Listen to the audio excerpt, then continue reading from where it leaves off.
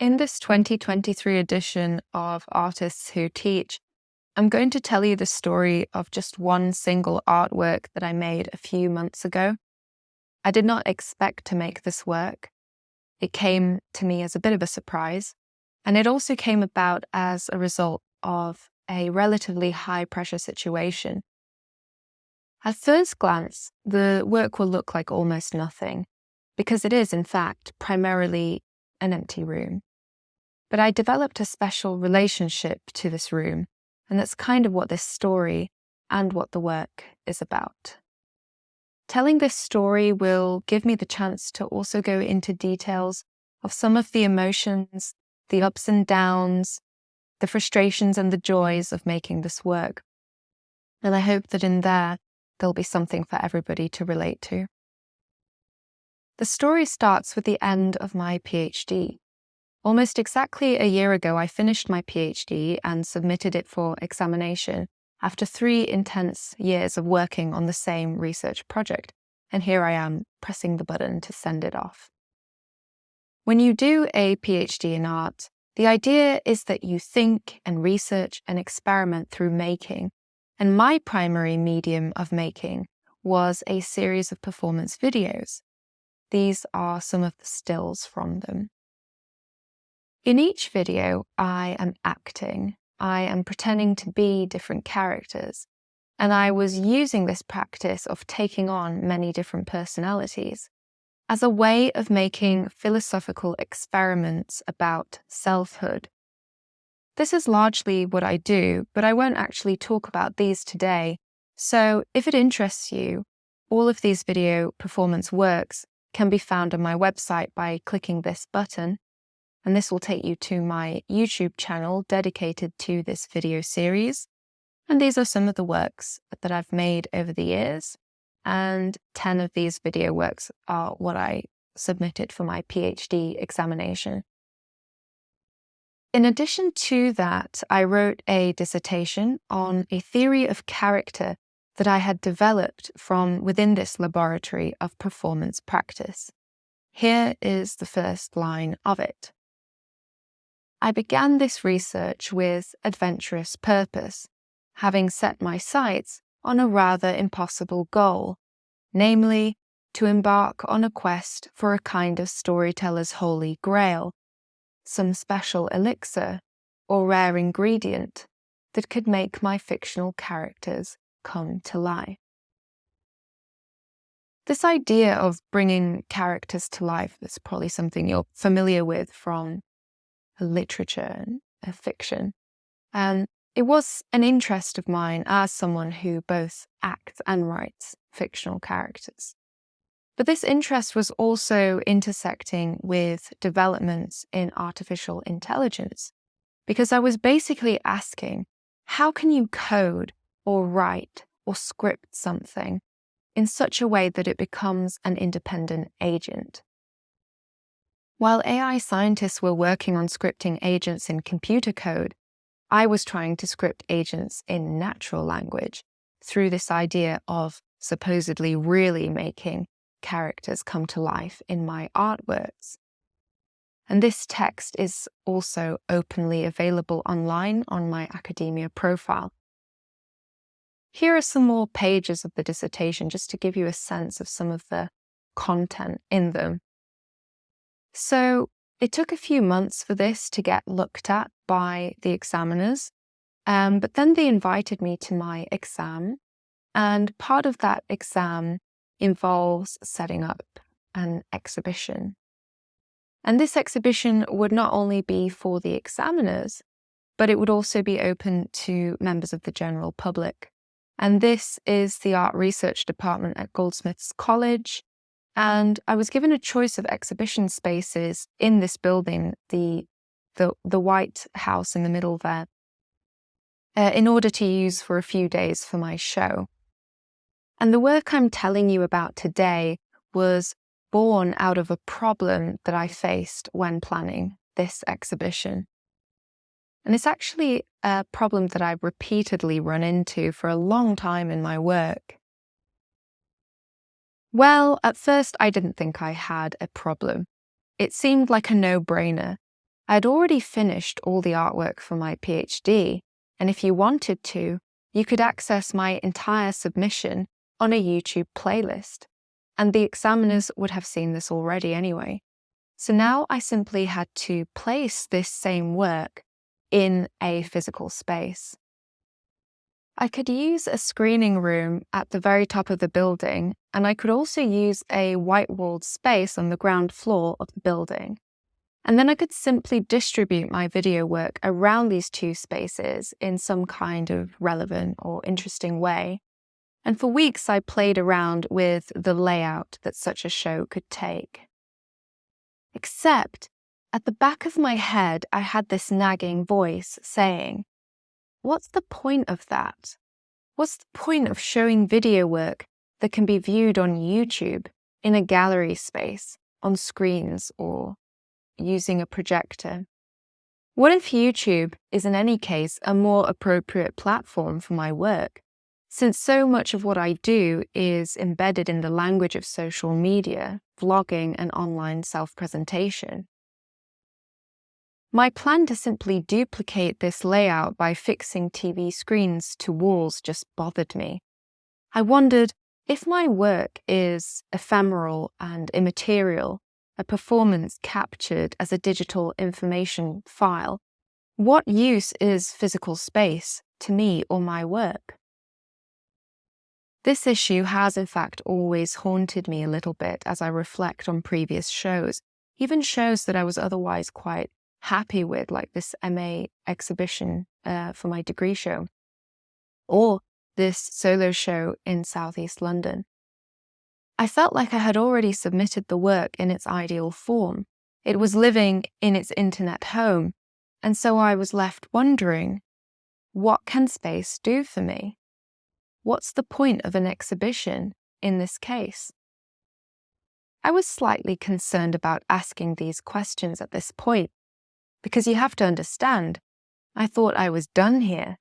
I had been working towards this point for 3 years, and now I was asking what the point of spaces or exhibitions was. I had all this time to answer this question, but I hadn't. And I'd worked through countless sketches of configurations for the exhibition, but I'd only wound up frustrated and dissatisfied with the entire premise of displaying the work here. Added to the embarrassment of this situation is the fact that I'm actually a fine art lecturer. I teach art to students, and when I'm doing that, I spend a lot of time pontificating on the importance of space and context. But now I was not applying that in my own case. And at the point where I started asking myself these questions, I only had a couple of weeks left until I was due to open the show, and I didn't have it worked out. But maybe I am being a bit harsh on myself. After all, in a certain sense, I had already actually done the exhibition. This playlist was the exhibition. So space had suddenly felt somewhat superfluous and unnecessary. Regardless, I was still expected to put on a physical exhibition, so I spent ages staring at pictures of this room and asked again, what can space do for me? This question struck some sort of chord with me, and suddenly it completely changed how I thought about things. Instead of thinking of space as an obstacle to my ephemeral or immaterial practice, it suddenly became an opportunity. As I stared at the room, I began to realize that I felt quite attracted to it. It was charged with something. It was kind of electric, precisely because it was empty. Its emptiness gestured towards its potential to become something, become anything. This room could become anything. That's when I realized that the way this room is, the way it behaves, is in some ways a perfect metaphor for what I do in my practice. One of the observations I made in my PhD research is that when I take on another character in a state of performance, I kind of have to empty myself first. It led me to unpack a theory of becoming a medium a channel through which another's agency can take place. A medium is a kind of thing that silences itself in order to allow something else to come and possess it. A medium shapeshifts, assuming the form of the spirit that possesses it. Room 03, which was the name of the ground floor space of the Art Research Building, was a similar kind of thing, a medium. As an exhibition space, it worked hard on being invisible, shapeless, without identity, so that an artist could come along and give it an identity in the form of an exhibition. For Room 03, exhibitions were like disguises or masks, and Room 03 never revealed itself to the outside world as itself. It always presented itself in a shifting identity defined by each passing artist that would take control over it. I realized then that I could use my performance practice to give voice to Room 03 as herself. I could spend time with the room, get to know her, learn about her, and then perform and record Room 03's character and tell a story from her perspective in the form of a voiceover, just as I would with any other character. Only now I would be channeling a channel and become a medium for a medium. I could present that audio work on a pair of headphones to the gallery visitors to listen to while walking around inside of Room 03. And the effect would be that the room they were in were talking to them from all around, maybe even directly addressing the viewer. It occurred to me then as a very plain truth that creating this new work and making that the focal point of the show would actually be more in the spirit of my PhD research than merely a reduplication of a series of work I already felt was appropriately presented online. So I proceeded to redraw my exhibition plan around the new work, with only 2 weeks left until opening. This was the poster for the show. With the spiritual connotations brought about by the idea of channeling and the thematization of the notion of being a medium, it also struck me that the upstairs and downstairs configuration of the exhibition space was actually quite apt. It mirrored a sort of body and soul duality, or in this case, a kind of medium and spirit duality. Downstairs was the empty room, the surface upon which otherness can come into being, a field of potential, and upstairs would be a screening of smallest selection of character film work, or the spirits. Adding to the logistical complications of pulling off this last-minute change of plan was the fact that the show would take place in London, because I was living in Cardiff and I was working in Glasgow. In the end, I made the entire work in cafes, in trains, and on planes as I was commuting between Cardiff and Glasgow. This meant that I had to channel Room 03 without being with it physically. So I used documentation, photos, and files that I could find on this space. I used Google Maps to study the space from outside in different seasons and through time.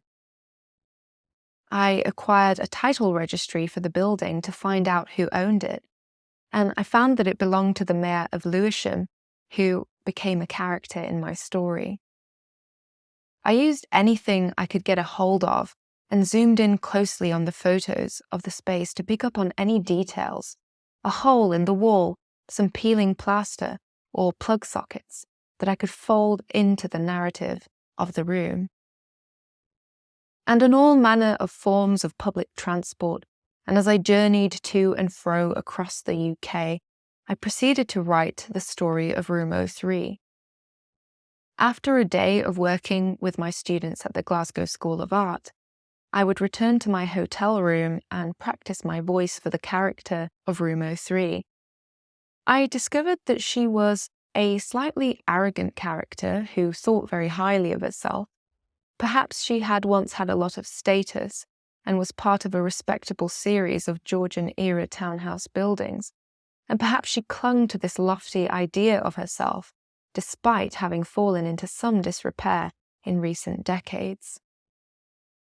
I studied the voice of Vanessa Redgrave in her role as Mrs. Dalloway. I also studied the voice of Juliet Stevenson in this audiobook of the same novel by Virginia Woolf. And an amalgamation of these two voices, I thought, captured the haughty but also insecure spirit of Room 03. As I wrote, it became obvious to me, though, that Room 03 herself actually hated the idea of being the star of my show. She prided herself in her masks and disguises. She prided herself in being a good exhibition space. So when I made her the subject of my show by leaving her empty, leaving her as she was, I had effectively left her naked and exposed in a way she had never been before. And this made her both enraged with me and terrified. And so I was surprised to find that gradually I became a character in Room 03's story. When you listen to the piece, at a certain point, Room 03 begins describing a pathetic artist who has come slinking into her space without any ideas for an exhibition. Here is a little sample of the 30-minute work. She eyed the seam in the plaster, where my mouth used to be, as if resting all her hopes on it to do the talking for her. I bore my professional silence to the very fringes of my patience, but as the afternoon light began to wane, and she made movements as if to turn around and go, I said, "Well, spit it out, girl. Whatever it is you would like to do with me, I am at your command. Just say it, nay, just think it, and I will begin to take shape. Some say I am made of bricks and mortar, but far from it. I am suppler than clay, I am lighter than air. I am Room 03, room of rooms, holder of infinitely pliable space, humble servant of expression. Your wish is my command. But command something, for God's sake, or the story ends here for both you and me." "But," she began to say, with a querying finger lifted as if about to contest something in what I had told her. I regarded her closely, from the left and from the right, from above and from below, and although I strained, I could not detect the faintest whiff of an idea on her. Disappointed, I held my breath, waiting a beat, before the moment lapsed and I finally gave in, spluttering, "Well?"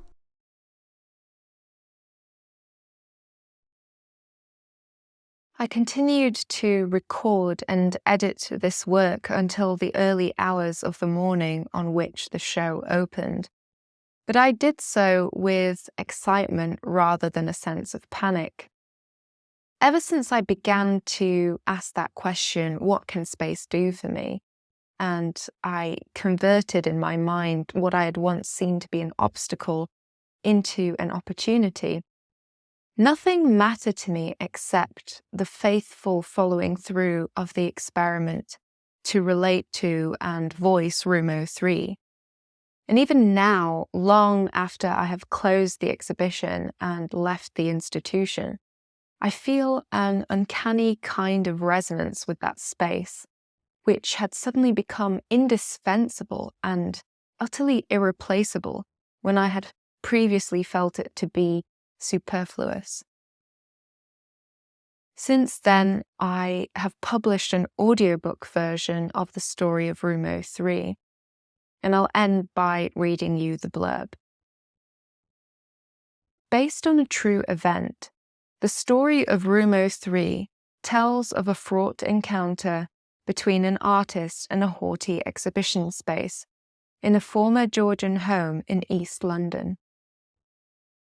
With only 10 days to go until the scheduled art exhibition, artist and room cannot see eye to eye on creative matters and risk having nothing to show to the public.